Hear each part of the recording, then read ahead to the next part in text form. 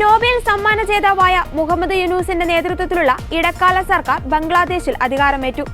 President Muhammad Shahabuddin സത്യവാചകം ചൊല്ലിക്കൊടുത്തു. ഇടക്കാല സർക്കാരിൽ രാഷ്ട്രീയക്കാരുടെ പ്രതിനിധികളില്ലെന്നത് ശ്രദ്ധേയമാണ്. സാമൂഹിക മനുഷ്യാവകാശ പ്രവർത്തകരും വിദ്യാർത്ഥി സൈനിക പ്രതിനിധികളുമാണ് ഉള്ളത്.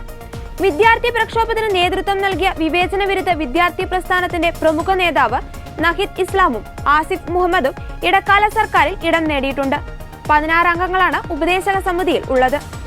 ബംഗ്ലാദേശ് പ്രധാനമന്ത്രിയായി തിരഞ്ഞെടുക്കപ്പെട്ട മുഹമ്മദ് യൂനൂസിനെ പ്രധാനമന്ത്രി നരേന്ദ്രമോദി അഭിനന്ദിച്ചു. ബംഗ്ലാദേശ് വളരെ പെട്ടെന്ന് സാധാരണ നിലയിലെത്തുമെന്നും ഹിന്ദുക്കളുടെയും ന്യൂനപക്ഷങ്ങളുടെയും സുരക്ഷ ഉറപ്പുവരുത്തുമെന്നും പ്രതീക്ഷിക്കുന്നതായി മോദി എക്സിൽ പറഞ്ഞു.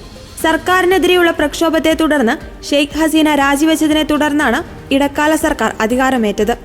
മുഹമ്മദ് യൂനൂസിന്റെ നേതൃത്വത്തിൽ ഇടക്കാല സർക്കാർ രൂപീകരിക്കണമെന്നായിരുന്നു പ്രക്ഷോഭകരുടെ ആവശ്യം. 17 വർഷത്തിനു ശേഷമാണ് ബംഗ്ലാദേശിൽ ഇടക്കാല സർക്കാർ അധികാരമേൽക്കുന്നത്.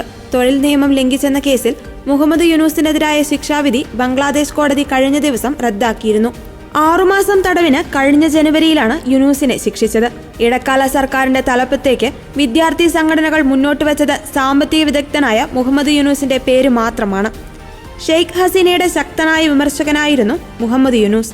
സാമ്പത്തിക പ്രതിസന്ധിയും പട്ടിണിയും വ്യാപകമായ രാജ്യത്തെ നയിക്കുവാൻ മികച്ച സാമ്പത്തിക വിദഗ്ധൻ വേണമെന്നും യൂനൂസ് അല്ലാതെ മറ്റൊരാളില്ലെന്നുമായിരുന്നു പ്രക്ഷോഭകരുടെ നിലപാട്. അതേസമയം രാജിവെച്ച് പലായനം ചെയ്ത് ഇന്ത്യയിൽ അഭയം തേടിയ മുൻ പ്രധാനമന്ത്രി ഷെയ്ഖ് ഹസീന ബംഗ്ലാദേശിലേക്ക് തിരികെ എത്തുമെന്ന് മകൻ സജീബ് ബസേദ് അറിയിച്ചു.